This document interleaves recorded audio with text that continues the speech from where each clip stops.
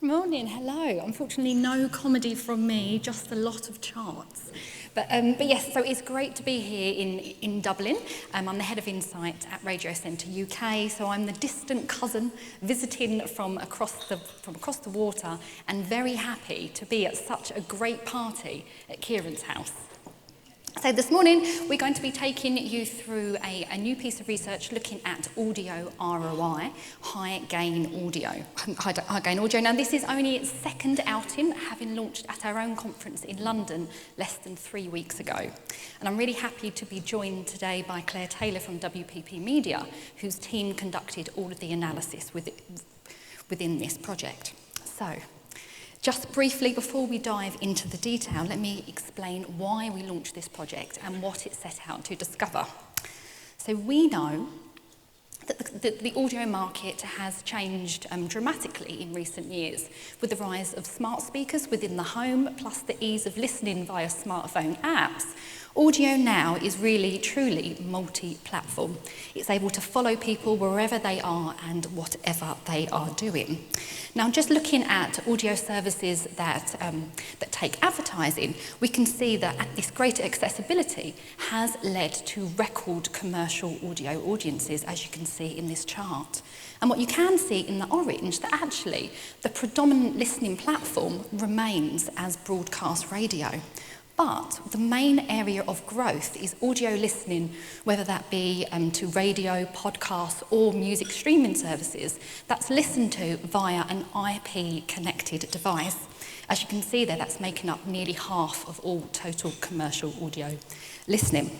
This is our speed of sound report. This was a report that we published earlier this year as Radio Centre UK, and this report, it explored the increasing advantage that digital audio, that kind of growing piece of the audio pie, is presenting for advertisers when used alongside broadcast radio.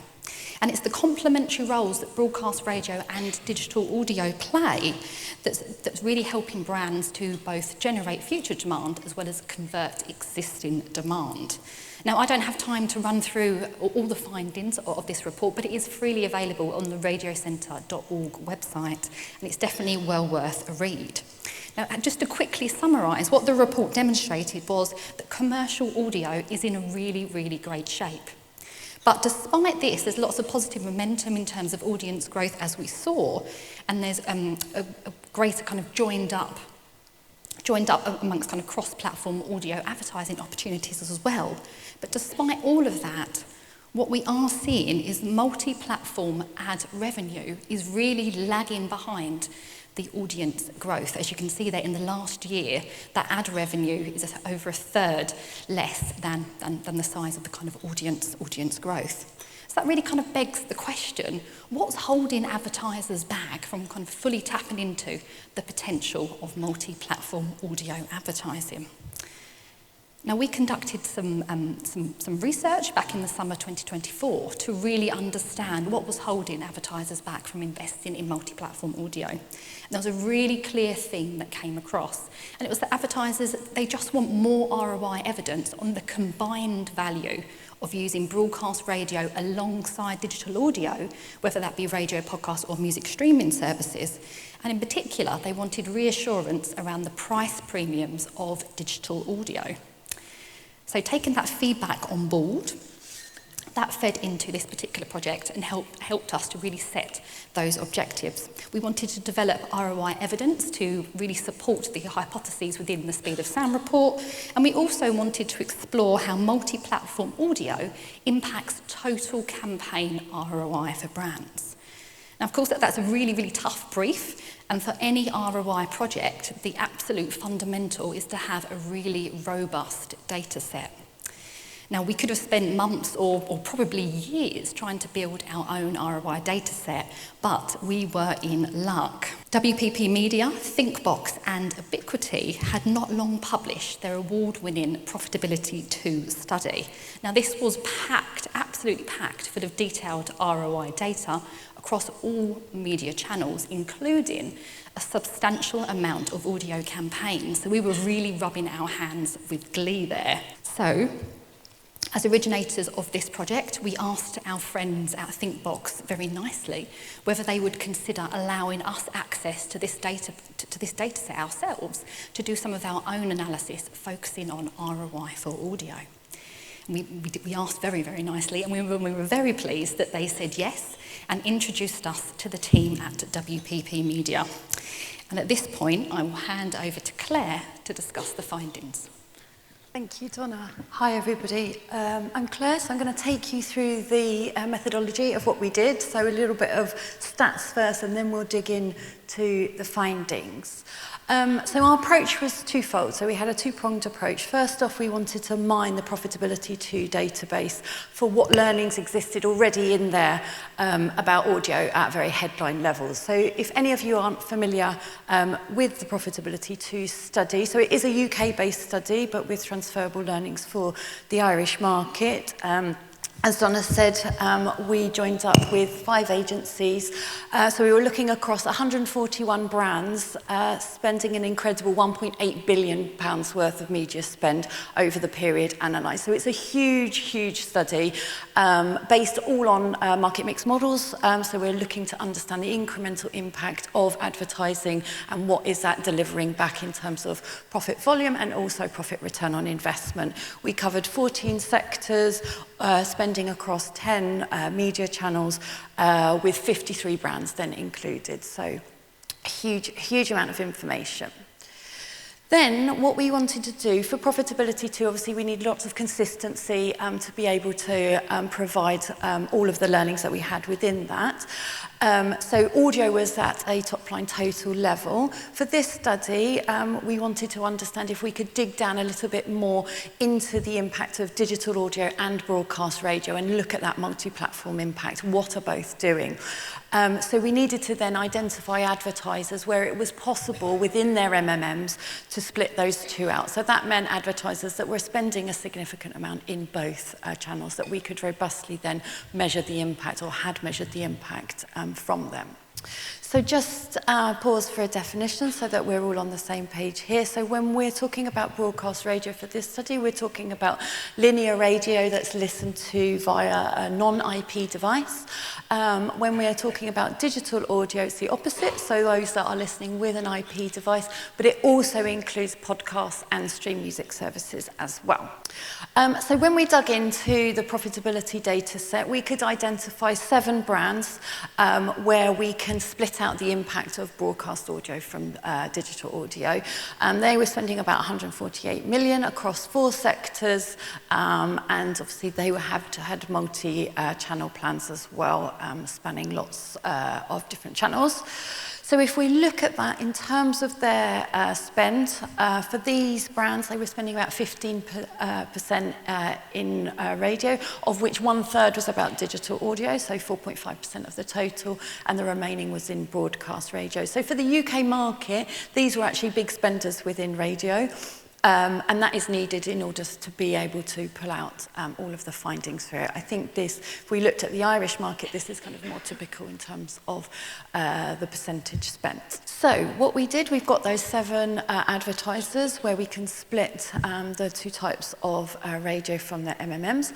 We looked at their return on investment, so the return on investment for digital audio and the return on investment for broadcast radio, and we indexed those so we can compare them across all of the different brands, and we aggregated them. So we took the individual results and then we've aggregated them across the channels, which means that we can then understand and put them in line with all of the channels that we've got within our Profitability 2 study. So we can use those indices to see how digital audio and broadcast radio perform against the whole channel mix.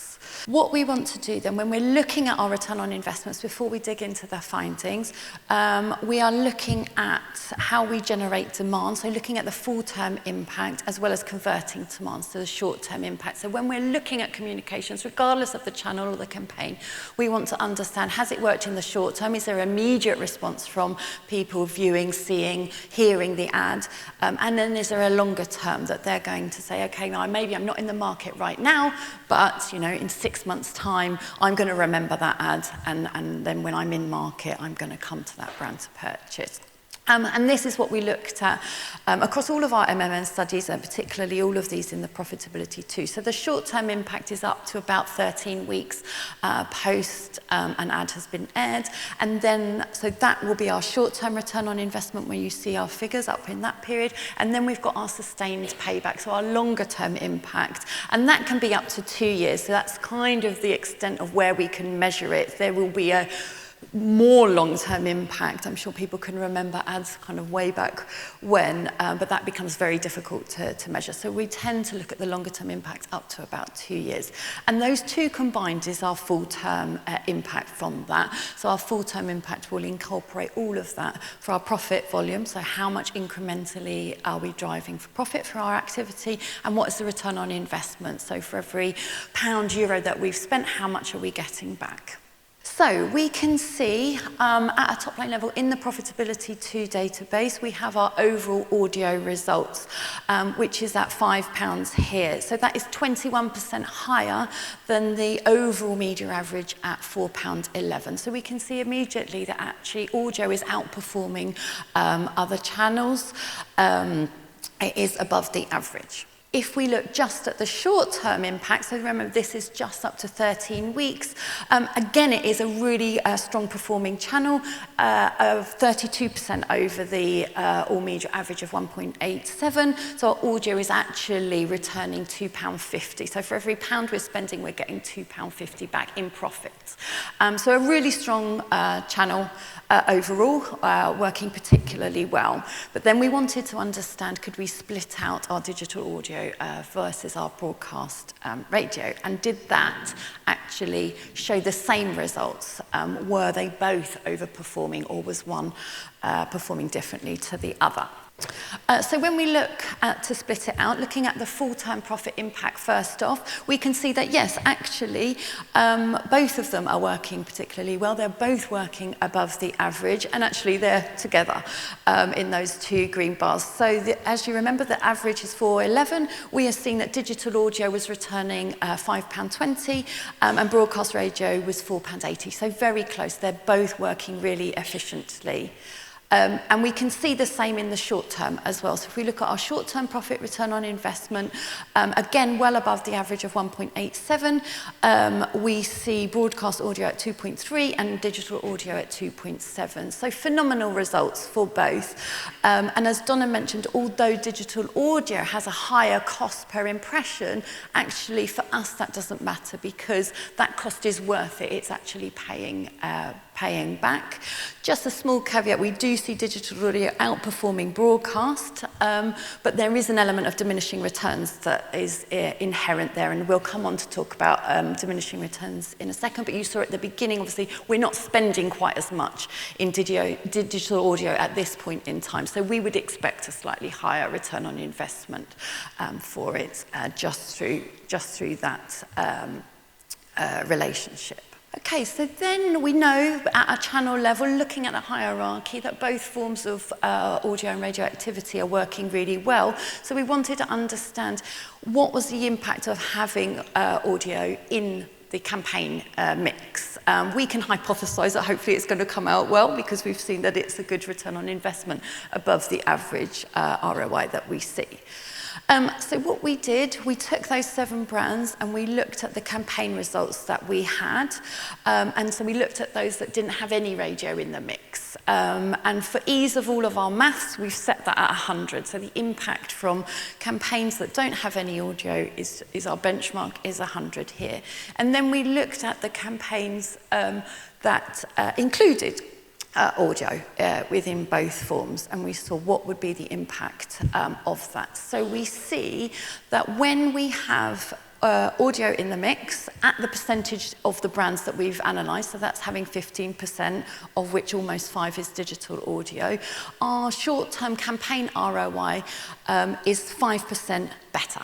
So we are improving our return on investment by having radio within the mix by 5%. But then we wanted to understand, okay, well, this is what brands are spending now. So this is how they're spending 15% on audio. What can we spend more? And would we get more back if we spent more for it? And that's kind of what we wanted to understand a scenario there. Is there headroom to actually spend more within these channels? A little bit of a step back in terms of the theory of what we're looking. Apologies for this.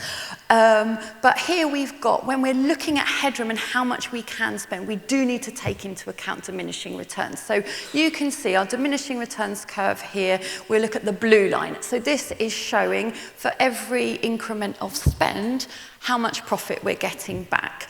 So as we spend more, you can see the blue line is going up. We're getting more profit back, which is good. Unfortunately for businesses, it's not a straight line, so we can't spend and spend and spend and expect to get the same amount back. It's curving, so as we spend more and more, we get less and less back, so therefore it's costing us more to do that. So you can see that represented in the green and the orange lines. So the green line is our average return on investment. So that's saying what is the return on investment at a total level that we're going to get back for each level of spend that we've got. But when we're looking at allocations and we're looking to optimize our media plans and our channel mix, we want to take into account the marginal return on investment. So that's the orange line.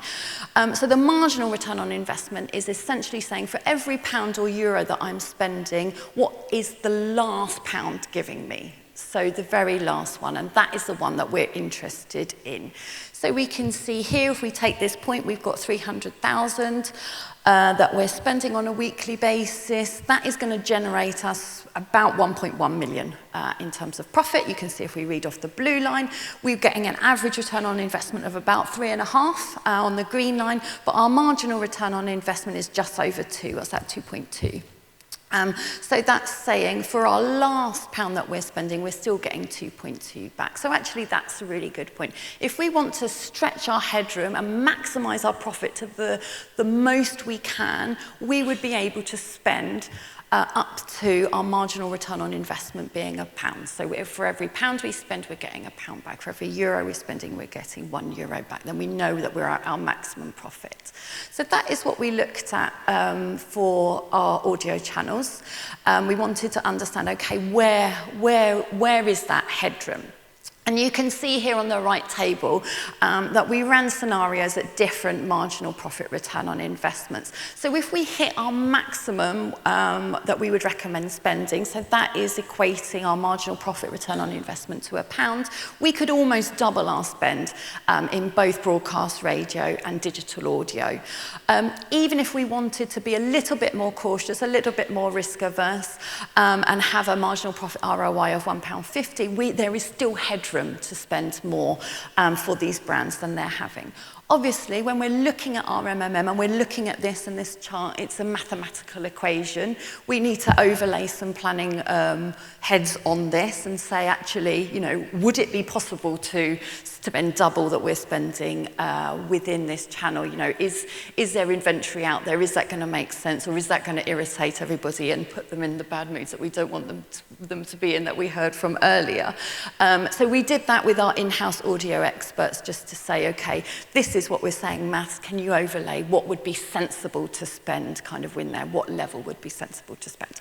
So with those two elements, what we saw is that we would increase audio up to 24%.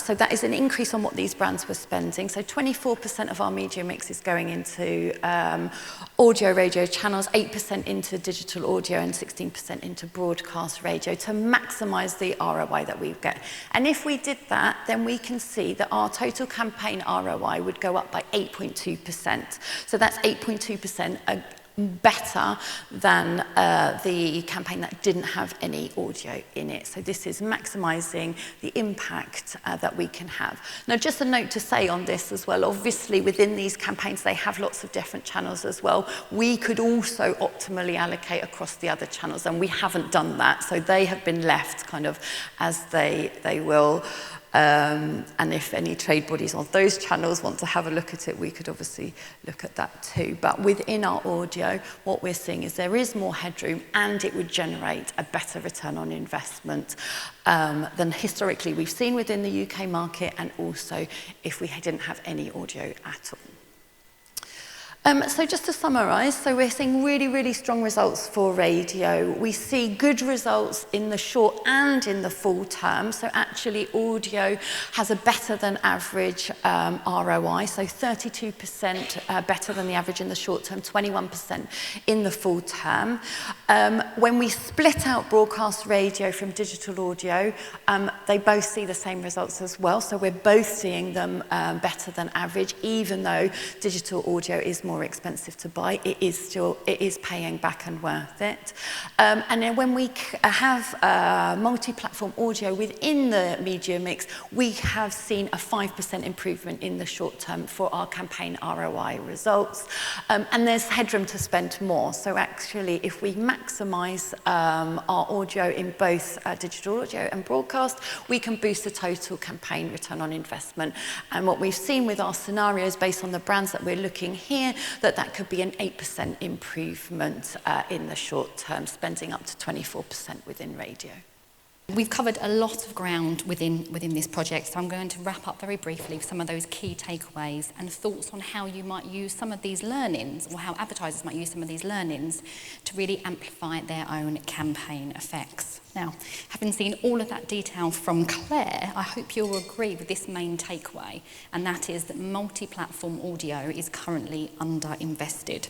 So advertisers, that they just aren't yet allocating enough to really unlock the full potential of multi-platform audio. And here's a quick recap of the evidence that supports this. So back to these. Now the data shows that both broadcast radio and digital audio both outperformed the total all media average ROI by double-digit percentages across both the long and the short term. So how can this insight translate to better real-world results? Well, to help, we've created a handy 3-step guide of how an advertiser can really amplify their campaign effects through using multi-platform audio. So, step number 1, be more ambitious with the budget that you allocate to audio. Now, the Irish market is already further ahead than the UK market. You already dedicate a higher share of media spend on audio, which is fantastic. But as Claire showed, there was real kind of significant advantages to pushing that further and really maximising that headroom around a marginal ROI to greater levels. As we saw that the data set revealed that reallocating media spend to max out the audio channel up to 24% led to an 8% increase in short-term campaign ROI versus not using audio at all. So based on this finding, we have a rule of thumb of recommending that you aim for around 20% of your media budget to be spent on audio. And of course, you can adapt that depending on the kind of campaign status, the goals, and your own personal kind of target audiences. Now, just to reassure you, this is also supported by other evidence as well. So we conducted an ROI multiplier study back in 2013, which used another robust external data set of ROI campaigns. And actually, we found that when you optimise radio's share of media up to 20%, had some really great impact on campaign ROI. And then on top of that, we know from IPA Touchpoints data that a quarter of time people spend during the content media day is with audio. So hopefully you'll be kind of reassured of the kind of triangulation of all of these separate sources to really feel that this is a credible finding to be recommending that you spend around 20% of your media budget on audio. So that brings me on to the next question. If you're going to be spending more money on audio, where on earth is that money coming from? And of course, that's a very reasonable question. And so based on the assumption there's likely to be the greatest flexibility and room for manoeuvre within the media channel that currently takes a vast proportion of total media spend, we would recommend perhaps starting by considering how you might reallocate budget from pure play internet channels to upweight your audio spend. And of course, beyond the fact that there is a lot more money within those media channels, and also supported by some of the findings from Mike Follett around the attention of some of those channels, there's also ROI evidence to support this shift. Of course, we saw that when comparing short-term profit ROI, audio outperforms the majority of pure play digital channels, with only generic PPC coming even close. But when you look at the full term, the difference is even starker.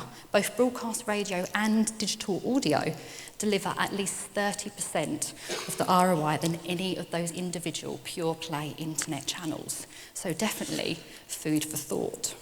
So if you're going to be boosting your audio budget to create that kind of headroom, making sure that you're kind of optimising your broadcast radio spend, whilst also augmenting effects with the addition of equally well-funded digital audio as well.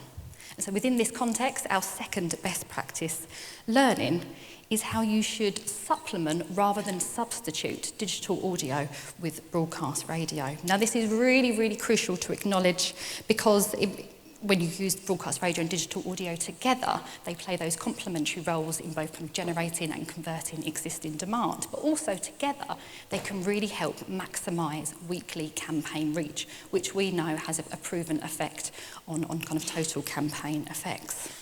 Okay, finally, step number 3. A challenge that we really had with this project was finding enough campaigns that separated out their digital audio and their broadcast radio spend, so we could really understand the differences.